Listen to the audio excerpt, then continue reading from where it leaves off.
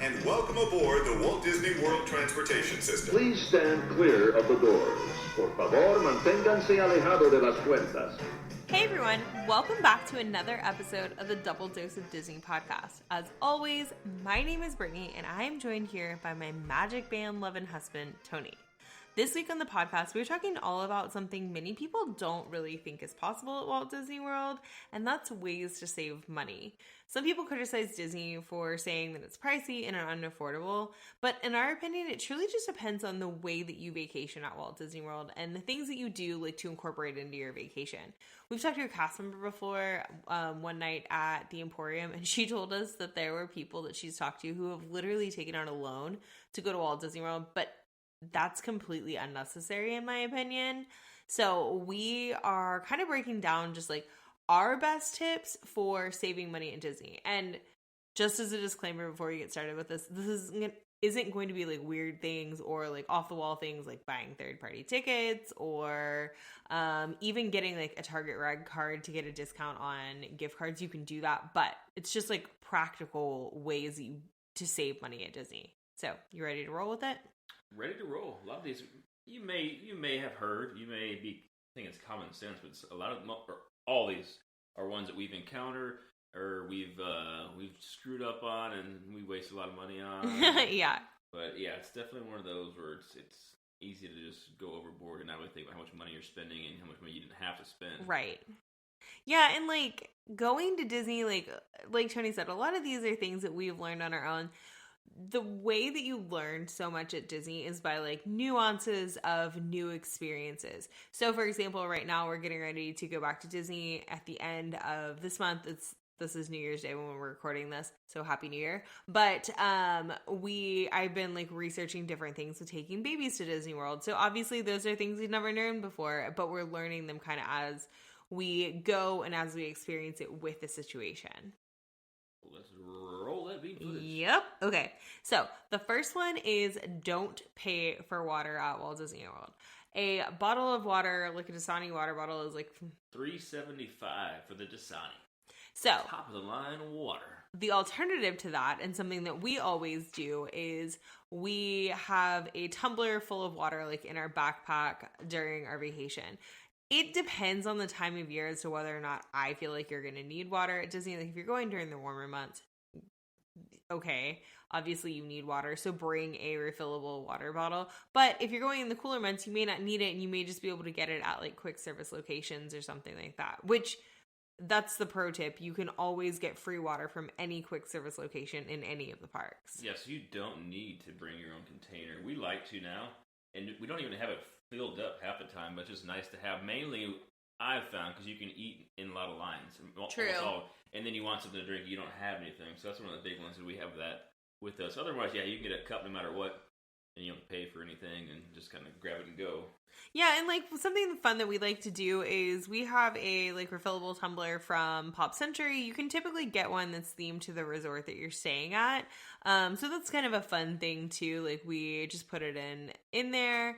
And then also too, a lot of people don't like the way that the water tastes at Walt Disney World, but you can always add flavoring to your water. Yeah, that's a big one, and that's a huge one you don't think about is you can bring. Because now there's so many additives you could bring to, like an energy. Put in your water. Yeah. All your caffeine. But at the end of the day, I just grab that hot dog water and slam it. It's there for one purpose. You're hydrated and move on. Yeah, like I said, you can go to any quick service location throughout the parks and grab water. In the warmer months of the year, a lot of those locations will have like trays set up with like water cups with ice in them, or there will be like a what do you call it? Like a pitch, not a pitcher of water, but like a container of water that you can pour. Jug. Yeah. That like you can like a sports jug or something that you can pour water into a cup. So that's a great way to save money. Another one is to bring your own snacks. We've done this in the past with like protein bars or like the Chomps beef jerky sticks or something like that, just to kind of have something to like hold us over. But if you're looking to save money, you can always get like, if you have little ones and they love goldfish or something, bring goldfish with you. Don't buy the Mickey goldfish at Disney World. Well, this isn't even one that we implement just being at Disney World. We do this kind of everywhere too. True. But especially for like in your hotel room too. Yeah. For, keep, like we see jerky or little Slim Jim type of snacks, whatever. But that's that way you don't have to buy just some random overpriced vending machine thing, or just everything just adds up over time. Just to have wherever you're at in transportation center, whatever. Anywhere. Yeah, and something that you can also do too, along the same lines of bringing snacks. Let's say you, your kids love goldfish and you love eating like the Kind bars every day, but you don't want to pack them in your suitcase. You can always have them either delivered from Amazon, have Amazon Fresh deliver them, or you can have like a grocery delivery service deliver them. Vacation Grocers is a great service that I recommend to my clients. They will deliver groceries to your resort for you, and there's not like a huge markup with it. It's just a delivery fee. So that's something that's a really great thing that you can do to where you're saving money. I had talked about doing that last time. I said I wanted to just buy, like, apples are like $3 at Disney, or you can just get like a whole bunch of apples delivered to your resort if you have other snacks that you're bringing, And these are all tricky for us too, because we would go on vacation. We like to just spend money. Right. We don't want to pack stuff. We don't want to. We like to all the snacks there. We're not. Just the minimal. Like in between. Because you're there to eat the snacks there and try different things. But it's just one of those you can cut out $100 easy here or there. Just not wasting money on buying a $4 water every 2 hours. Yeah, and I think that this is a big one, especially if you have little ones who need the Cheerios and the goldfish and all of that stuff. It would be a lot easier and a lot more cost effective to have Vacation Grocery Delivery Company or Amazon Fresh or something like that drop it off at your resort, so then you can pack it in your park bag. It's already there. You're not looking for it when they're hungry, and then you're saving the money on it. But like Tony said, part of the thrill of going to Disney World and going on vacation is getting the spring rolls from the Adventureland Spring Roll Cart. I've never actually eaten them. Or getting a Dole Whip or something like that. But if you're looking for ways to cut back and save money, this is a great way to do it. Yeah, so bottom line, make your kids eat everything from the house and you get the fun. True. They don't know any different anyway. And that's very true. Why would you pay $4, I don't know if that's the cost, for Mickey goldfish when you can just get the regular goldfish from your grocery store or from one in Orlando? Yeah, so get yourself a Mickey bar. Let your kids take a picture with it, but don't let them eat it. You have to be older to eat this. Yeah. Next one. Don't feel obligated to do sit-down dining locations, especially at Epcot. So if you're looking to save money at Walt Disney World, there are many quick service locations that I personally feel have great dining options. Columbia Harbor House at Magic Kingdom. Casey's Corner is not a place that has unique dining, but it's just a classic location. The corn dog nuggets are amazing. Over at Epcot, all of the festival booths are great. Regal Eagle Smokehouse is good. Hollywood Studios is Ronto Roasters or Docking Bay 7, and then Satuli Canteen at Animal Kingdom. Those are places that have higher end items, but they're a quick service location and they have a less expensive price. Yeah, so this is one we've personally found out probably the last 2 years that we like to go out to eat. Right. Try it all, do it all, but sometimes you just go overboard and you're kind of why do we spend all that money eating out every meal, especially at Epcot? That's one where you feel like it's kind of overrated. Or I feel that's a double-edged sword though at Epcot, because we like to have a sit-down dining location to take a break, but like you said too, there's so many great quick service locations, or just the festival booths are amazing. I think last time when we sat down to eat, we regretted because we weren't even that hungry.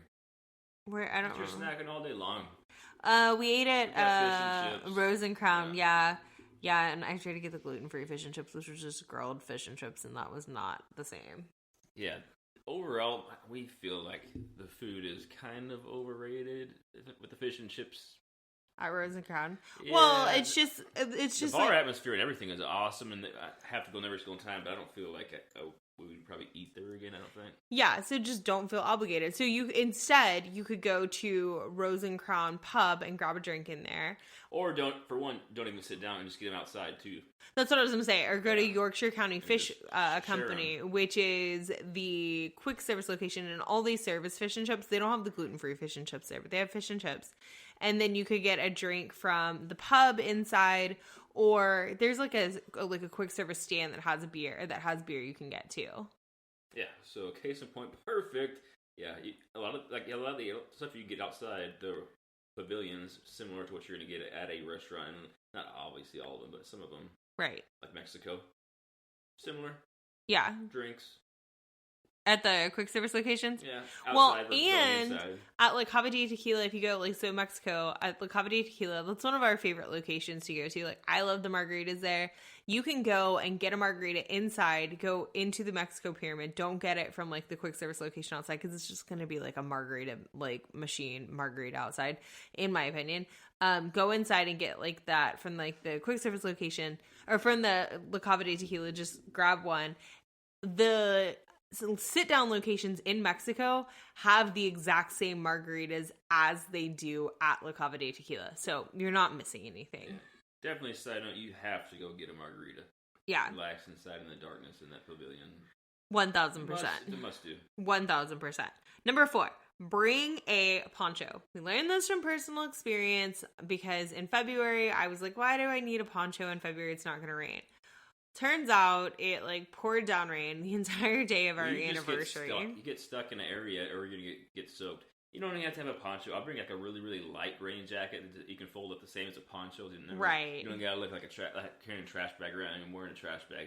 You can be stylish and have a really thin rain jacket too. But we were joking because we were like, it had been really cold and we were like, Disney's like being like, bring out the sweatshirts. And then all of a sudden it started raining. It's like, bring out the ponchos. So I ended up getting a poncho from the gift shop outside of Pirates of the Caribbean and stood in line forever to get this like $7 poncho that I think I ripped in like 2 minutes because I was just like stretching. $7. It was like $13. Probably. Yeah, Disney's always ready to bank on your mishaps.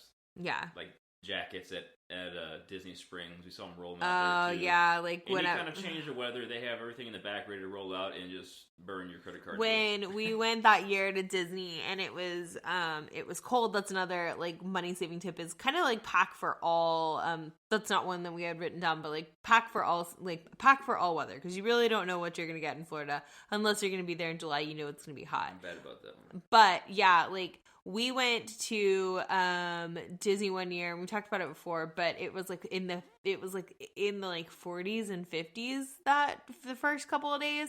And Tony had nothing that was like for cold weather. And then I had like one sweatshirt. So I was looking for sweatshirts everywhere and they were all out because everybody had bought them. Yeah. So you don't have to poncho, but have something for rain. Yeah. Number 5, buy gift cards to budget for your vacation. So I talked about like you can get gift cards at Target, and if you have a Target Red card, you can get a discount for that. I'm not necessarily talking about that in this scenario, but you can get a gift card, a different Disney gift card for each day and like preload. Let's say you want to budget $150 for the day. That's for merchandise and that's for dining, or maybe that's just for dining. You could have a gift card preloaded with $150 for each day of your vacation. And then once that money runs out, then you know like, hey, my spending's kind of done for the day. At Epcot, as a side note, you can always get like a gift card that's on one of those spiral like bracelet things. And you can on your wrist. Yeah, a wristlet thing. And you can use it at like all of the festival booths or anywhere in Epcot, but it just kind of helps you budget. And you're not like just like spending by pulling money out of your wallet or just swiping on your credit card. Yeah, or you can give it to your kids. It's like all day long. That's true too. Yeah. Yeah, especially like if you have older kids or something like that. They may be like going off on their own, or if you're just kind of trying to teach them the value of $1, you can do that. Number 6, be flexible on dates. This is something that I talk about a lot over on TikTok or with my clients. When you're planning a vacation to Walt Disney World, you could go on the 11th and it could be $183 to stay at Pop Century. You could go on the 12th and it could be $132. So be flexible on the dates of your vacation. Typically, if you're going to Disney, if you check in on a Sunday or a Monday, it's going to be less expensive. And then if you check out by Thursday or Friday, you're going to save. Whereas if you're there through the weekend, you're spending a little bit more money. Or if you're going during the peak season, which is going to be Christmas to New Year's, or during the holidays, of course it's going to be more expensive, or during spring break. Yeah, we tend to do this one a lot. And you have to be careful as far as how you save money.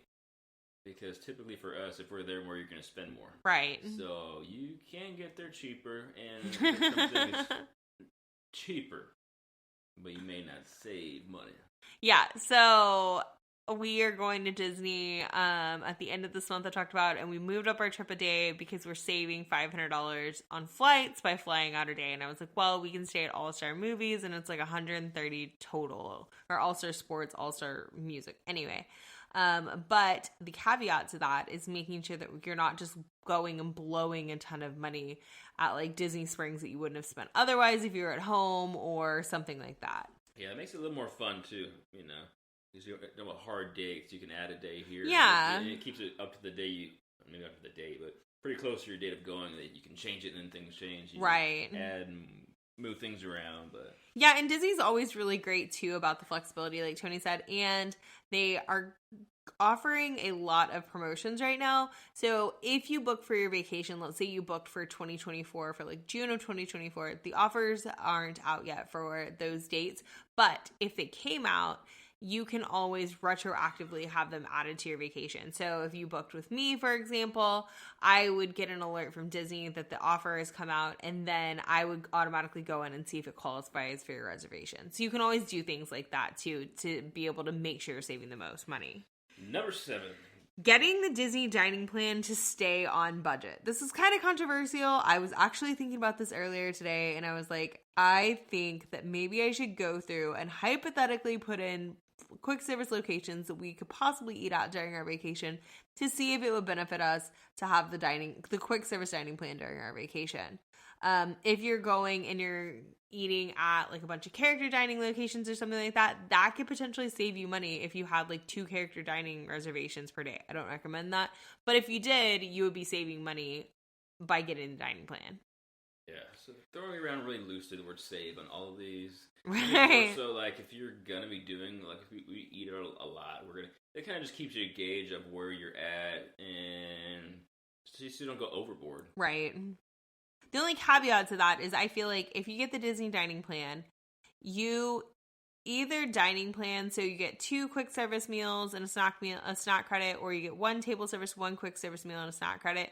With that, like you're probably gonna end up buying things off the Disney dining plan. So are you actually saving money in the end? Or you could be someone who's a stickler with it and be like, I'm gonna use my snack credits for breakfast, or I'm gonna bring snacks like we talked about earlier for breakfast, and then just use these credits for lunch and dinner. Well, and for us on the dining plan, you're paying for it ahead of time too. Yeah. So it feels good. And it's like feels convenience. Like it's yeah. free when you're there.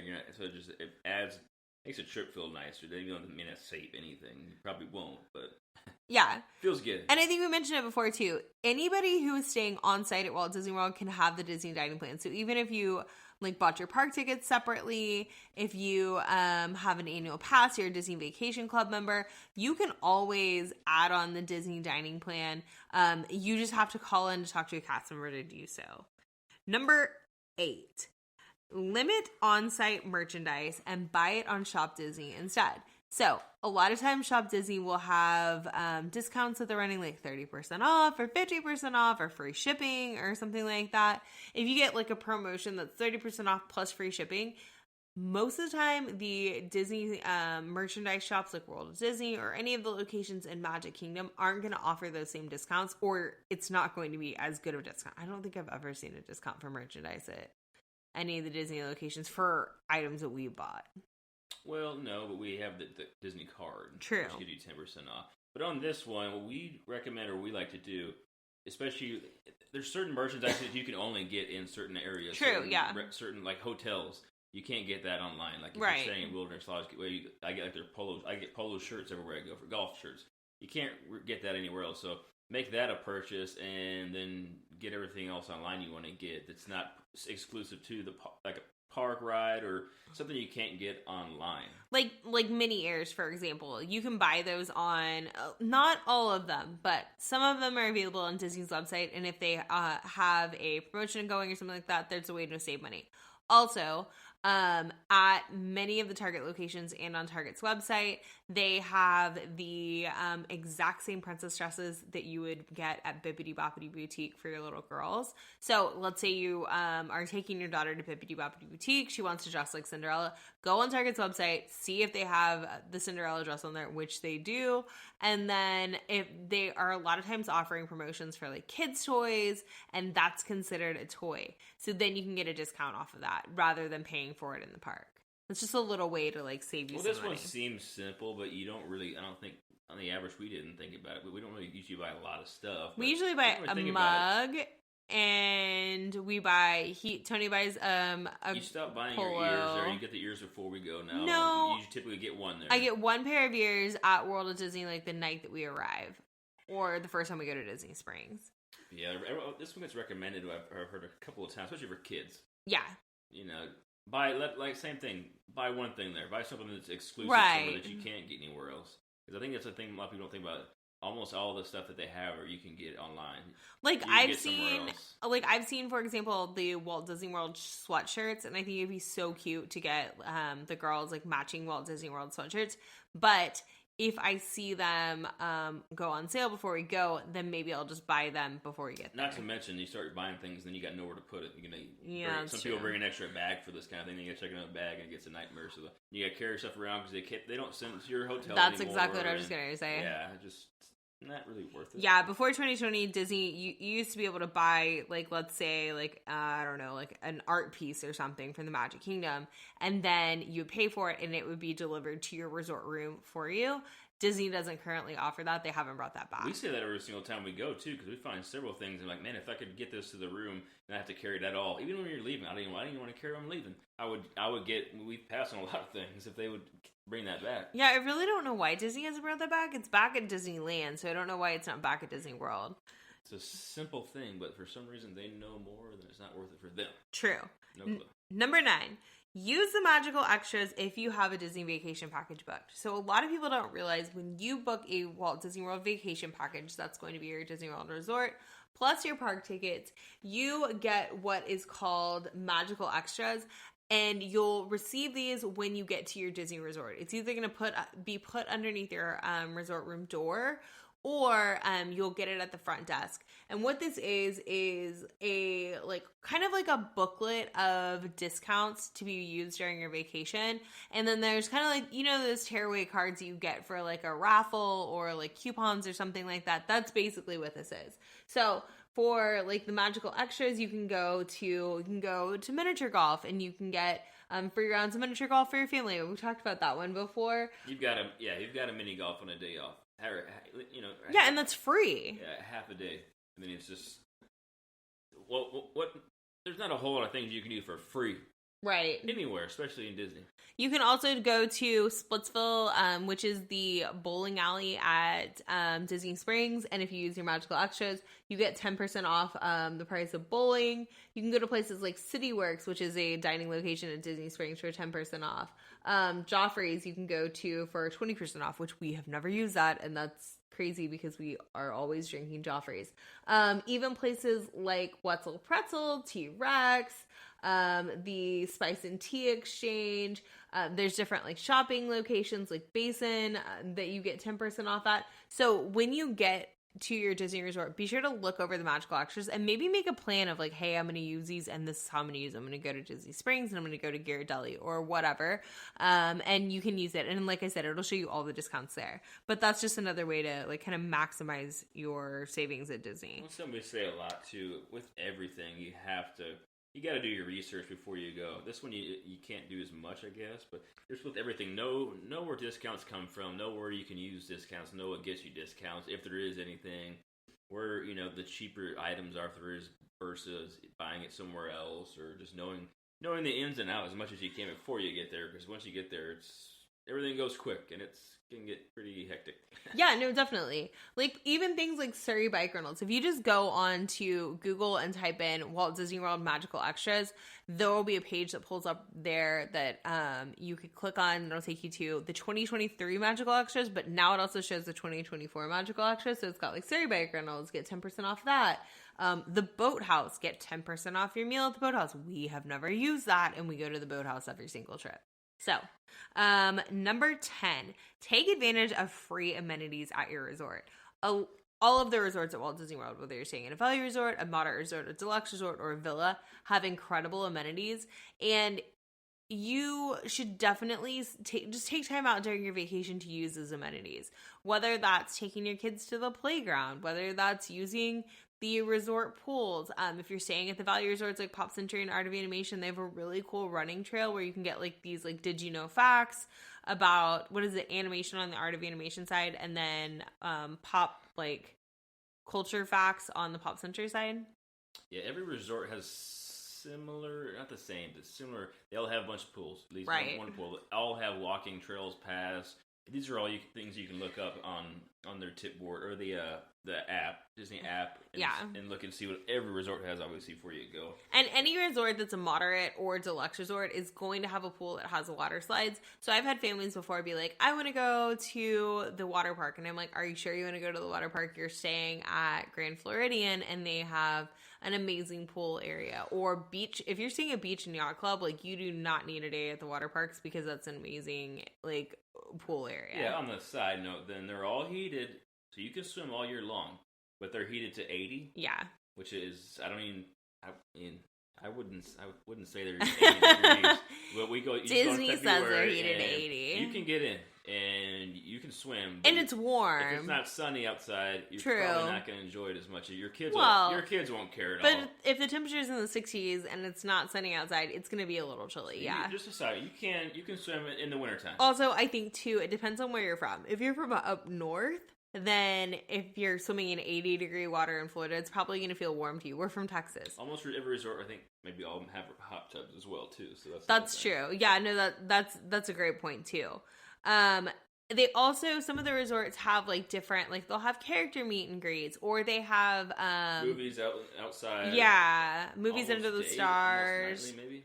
Yeah, they'll have campfires. You have to pay like a small fee for like the s'mores kit for that, but you could also bring that from home or have that delivered from Amazon Fresh or something like that. Number 11, eat at the lounges versus the sit-down dining locations. So I was talking to Tony before we started recording the podcast, and I was saying a lot of people don't realize, let's say, for example, you want to go eat at Space 220, but the prefix price is kind of like a sticker shock to you. Instead of booking a dining reservation at Space 220 where you have to have a prefix meal, it's a set price, you can book a reservation at the lounge if Space 220's lounge is offering reservations, or just hard to do. Yeah, or just get on the walk-up wait list when you get there, and you can get everything a la carte. So you could get like the calamari a la carte or something like that, and just have one like entree or one item there, have drinks, whatever you want to do, but you're still saving money off of that prefix price, and you're getting the exact same atmosphere. This is probably the main one that comes to mind, and that you're going to get the same experience no matter what. Right. So for us, maybe it may change now that we double-sized family-wise. Who knows? I don't know.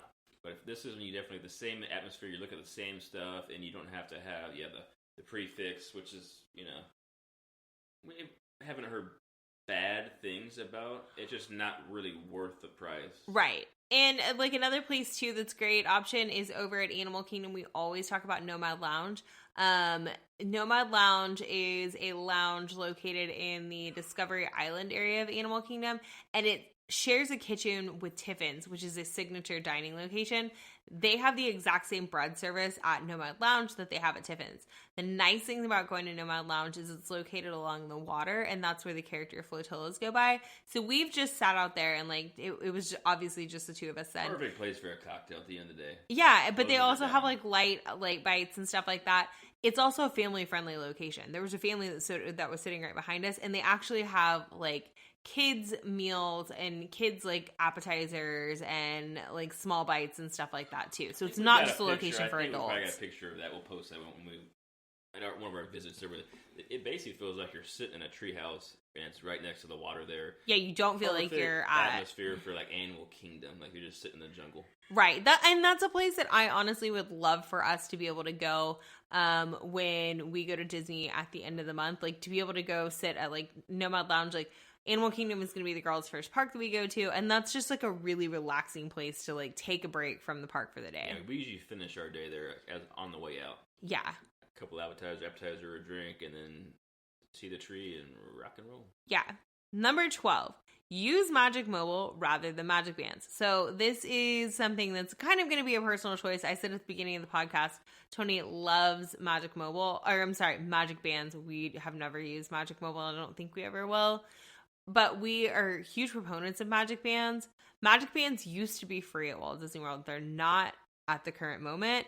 They're like $20 to $40 depending on which ones you get. Yeah, so if you have a family of 4, I mean, you already started off with $100. Right. Easy. So we love Magic Bands for the reason that you don't have to pull out your phone for every single thing at Disney. You don't have to pull out your phone to scan into the parks. You don't have to pull out your phone to get into your hotel room or to like make purchases throughout the parks. Instead, you just have your Magic Band, which is basically just a bracelet that you scan and it's linked to your Disney account. So that's something that we really love. We're actually really excited. I just remembered right now we have our Magic. Yeah, we have Magic Bands that we haven't even used. Magic Band Plus. We got them for a year ago. We weren't like super crazy about Magic Band Plus just because it's not like you have to charge it. The fad, I think, just kind of died out on it. I don't think there's much to it anymore, but we've got them. They're very interactive with like fireworks shows and something like that. If you're interested in that, the only downside is you have to charge them, but regular Magic Bands you don't. But this podcast, you can still use the old Magic Bands, so you don't have to buy a new one every single time. No, and your old Magic Bands are good for like they will hold a battery for like 3 to 5 years. But Tony found this Magic Band. I don't even remember what Magic Band it was that you wanted. I think it had like a park map on it or something. It was during the 50th anniversary. It was limited. And so he was like, do you want a Magic Band Plus 2? So I got like a Minnie Mouse, like a pink and white one. So we have not gotten to use those. They arrived after our last trip in February, and unbeknownst to us, that would be the last trip we were going on for a year. Well, for us, we still like it. It's just like a memory thing too. We've always had it. When they were free, we got sort of free ones. Right. And it's just kind of like it. So it make it too convenient because you can charge everything on like a credit card too. Yeah. So it's like you're not gonna not want to have one. More so, I think on this one, just don't buy one every time. Like the one I have, it's a limited, which you don't ever have again. So that's the only reason I even got that one. But yeah, use an old one. Don't worry about getting a new color every time. Right, like Tony said, use an old one. Don't necessarily like if you've never been to Disney before and you were trying to cut costs. Like Tony said, if you have a family of 4 or 5, that could be something that like raises the cost. So or maybe not everybody have one. Everybody, I believe, has to have. So if you're using a Magic Band, yeah, everybody kind of has to use that. But I can double check on that. I'm not like positive on that one. But yeah, I like personally, if you're trying to cut costs, you could definitely do it with that. I was thinking in terms of the whole, not everybody has to have the annual pass thing. To get that whole situation. Are you trying to say you don't want the annual pass? So we may be coming back with annual pass when we go this time. Maybe not everybody. But because you can still use everyone's discount in the party if someone has one, so that was discount I was going to. Yeah, number 13 is kind of along the same lines. Get a Disney Visa card or an annual pass. So with a Disney Visa card, you get they offer different promotions to save on rooms and stuff like that. You also get to save on merchandise or at select restaurants. If you get an annual pass, it's the same thing. Annual passes are going to, of course, have a bigger discount off of room stays, and then I believe it's a little bit of a bigger discount on restaurants. It's the same discount, I believe, on merchandise, but again, we don't buy a ton of merchandise. But also, if you're someone who wants to have like go on tours or things like that at Disney, you can always get discounts on every single one of those with an annual pass. So like Tony said, not everybody in your party needs to have one. It may be more beneficial just to have like one person have it or something like that. Yeah, and this is always seen as way personal because this is a money thing, getting a credit card or whatever. But for us, like, because it keeps everything in the same. We just use this for our vacations on the Disney card. when you first open it up, I think it's is it the first year you don't have to pay any interest or, kind of The first 6 months, if you use it with a Disney vacation, you don't pay any interest. So maybe they used it one time, but yeah, it just keeps everything clean, and so you still get the 10% off like merchandise and things like that. So. Yeah, and you get rewards points back. It's not like a ton by any means, like you're not getting a ton of points, but every little bit feels good. Yeah, and like Tony said, this is a $2 personal choice. Like not necessarily promoting like, hey, get a credit card. Like, but all these things, if you can do all these things or half of them, some whatever. I mean, it adds up. Probably a couple $100 if you get a family of 4, not drinking waters every time. Right. All these couple bucks here and there. It adds up. Well, and like with the annual passing, if you are going to Disney if you're going to be in the parks more than 9 days a year with Park Hopper, it is a beneficial savings to have an annual pass, especially depending on the time of year you go, if you're going like during a peak time or something like that. So it really just kind of like play with the numbers, see on your own, but these are ways that you can save money at Walt Disney World that you don't have to necessarily like go out of your way to do so, with the exception of like a Disney Visa card or something like that. This is the new year. This is the new you. You can do it. You do you in the best way possible. The magic is calling. And you must go. It's calling your credit cards out of your wallets. Yes. So that's going to do it for this week's episode. As always, be sure to give us a follow at the Double Dose of Disney Fam on both Instagram and TikTok to keep the fun rolling. And please leave us a rating and review on your favorite podcast platform. That goes so far to help us continue growing our audience. We will see you right back here next week.